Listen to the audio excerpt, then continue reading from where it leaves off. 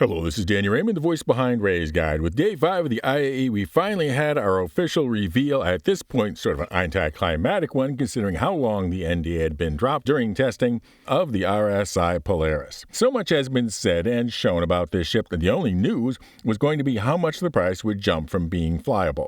Whether there would be a price jump would be presumed. There is always a price jump when a ship becomes flyable, and there should be a price jump when a ship becomes flyable because the people who have tied up their money for years deserve a reward for their early action. Anyhow, the flyable upgrade of the ship is an additional $225 US to a total of US $975. But there's a war bond version with new money at $850 US. But you, my valued viewers, are smarter than that. Because you've been listening to me, you aren't going to lay down 850 shiny new simoleons and only get 10 years insurance on it. No, you're going to start with something like the LTI Argo CSV for just $40 war bond and then layer war bond upgrade on top of war bond upgrade until you get your Polaris in the net of down to the upper mid $700 range plus that extra shininess of LTI. But some of you are even smarter than that. You're going to spend nothing on your Polaris, not a dime of real money and not even a single UEC, because arguably the Polaris is the least soloable ship currently in the verse. There is no way you can take one out for a task that it is all suited for without at least 4 people inside, and that's stretching it. So the actual number of Polaris ships that we will see in the game isn't going to be governed by the number of people who want to spend hundreds of dollars to buy one. It is going to be governed by the number of people who want to crew on one. So this guy may have spent hundreds of dollars on the ship, but this guy has a starter package. Who's getting the better return on investment? Who's having the most fun per dollar? And the captain is going to be constantly worrying about finding enough crew. The crew person will likely have no problems finding a captain wanting more crew. Oh, and on top of that, who do you think is paying for those size 10 torpedoes? Probably not the guy who fired them.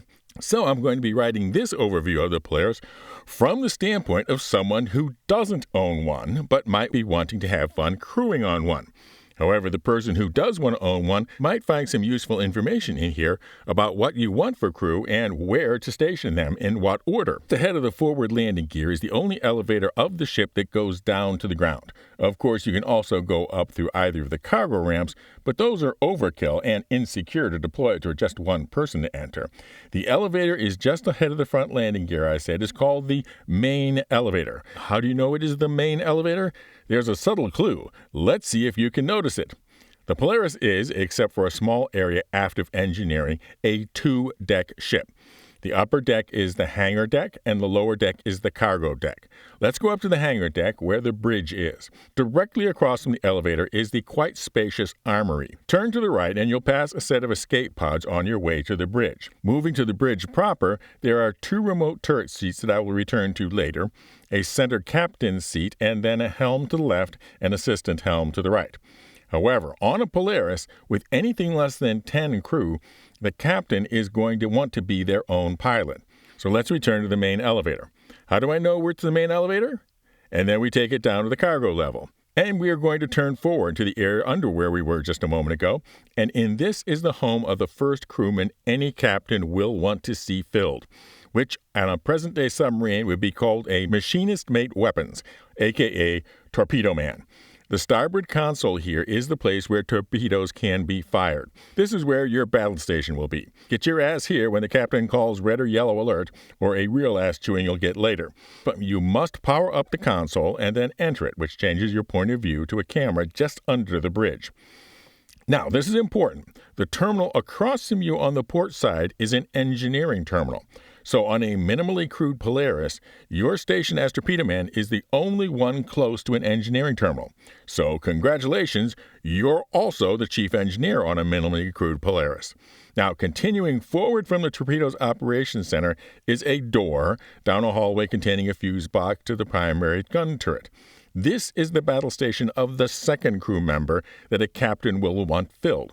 Gunner's mate main, because that huge chin turret is so important, but only if you remember to turn it on. You did remember to turn it on, correct? Now, because your duty station is closest to the Torpedoman's, your responsibility during stand-down times will be as an assistant to the engineer. Now, let's move forward from the aft, passing what elevator is this? And how do we know it's the main elevator? Because it has giant letters on it, sir. Then, we are in the torpedo loading operations. When in standby between engagements, the Torpedoman, plus likely the main gunner, will want, if possible, to be replenishing torpedoes from any that are stored in the cargo bay. There is a special lift just for bringing their torpedoes from the cargo bay to the level of the torpedo loaders. The control for this lift is on the port side, and there is a fuse box on the starboard side. Now, at the starboard after the cargo bay is a terminal for the tractor beam. This gives you a very sweeping view of the cargo hold, including both of the doors and the torpedo loaders at the far side, and the two small lifts here that can bring cargo and items to and from here to the hangar on the floor above. But there's a very important thing to note here. Look at this area of the ram and the floor that is visible from the tractor beam. If you are staging items for the tractor operator to bring into the ship, this is where you will need to put them, ahead and to the side. Also, if you are expecting the tractor operator to unload things for you, then this is where they can drop them, again, ahead and to the side. Continuing with crew positions, with the torpedo and main weapons crewmen, we have the front and the ship covered pretty well, but nothing to the rear. The Polaris has two turrets covering the aft of the craft, but they are not operated from anywhere near the rear of the craft. They are the realm of those two side seats we saw on the bridge. The side seat on the starboard controls the underside rear quad gun turret. The one on the port controls the top rear missile turret. So which would I regard as more important? Well, if you are relying on them to cover your 6, the missile launcher only has a dozen size 2 missiles. So I'd be concerned about how soon they would run out if you're relying too heavily on them to cover your rear. So I would first assign a gunner's mate to the underside quad remote turret first. That still leaves 4 more turrets to be assigned gunner's mates. All 4 are accessed from the upper deck. But what priority should you fill them? It's the captain's choice, but so far we have the underside of the ship covered pretty well. So my personal opinion would be to assign crew to the topside pair of turrets next. So let's head backwards past the escape pods, past the main elevator and armory, past the entrance to the captain's quarter to this main crew hallway. And the first door on each side of this hallway extends to the top quad turret. Now, returning to the center hallway, continuing aft, on the starboard side, there's a door that goes to a secondary hallway containing all the crew bunks. If these parallel hallways get confusing, remember that the hallway for the bunks is wider at the bottom than at the top, and the main central hallway is wider at the top than at the bottom. To the port side of the main hallway is a spacious crew mess. At the end of the main hallway splits in two in order to go around the ship hangar. The loop hallway at each end of the forward corners has a stairway that heads down to the docking collar.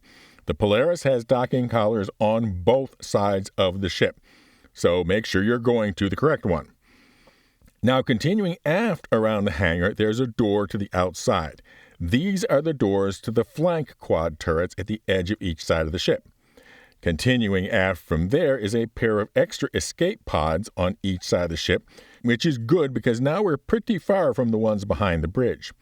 We are now midway back in the hangar bay, and the side doors from the hangars are 2 rooms which I hope you'll be seeing the inside of rarely, if ever.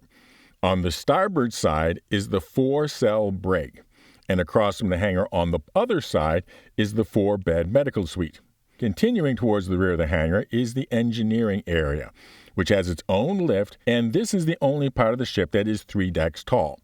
The lift and stairs will take you down to the middle main engineering deck, which overlooks this impressive machine positioned under the hangar area. This main overlook area is where the duty station of the real chief engineer, which would be the first person to add to the crew once all the turrets have been finally filled. And then likely an assistant engineer when things get really hairy, because having the Torpedoman also be the chief engineer is at best a stopgap, because the torpedoes are so far forward from here where the real engineering is. From this outlook, there's a short hallway that gives access to some of the components and other stairways down to the cargo level engineering and that main engine room, which has this eerie-looking cooling pond and then this long cylindrical mechanism, which I have no idea exactly what it does other than remind me of this. Well, screw that! What is this thing? I mean, it serves no useful purpose for there to be a bunch of choppy, crushy things in the middle of a hallway. At the far end of the engine room, there's another door which then completes the circle back around to the cargo hold through these doors. So to review, the full sequence of spaces on the ship is, starting from the bridge, running aftwards, bridge, escape pods, main elevator, armory, captain's quarters, top turrets, bunks and mess, then on each hangar side, docking port, side turrets, brig or medical, 3 levels of engineering, and then continuing forward, the engine room, cargo bay, torpedo loading, main elevator, torpedo launching, and forward guns. Got that?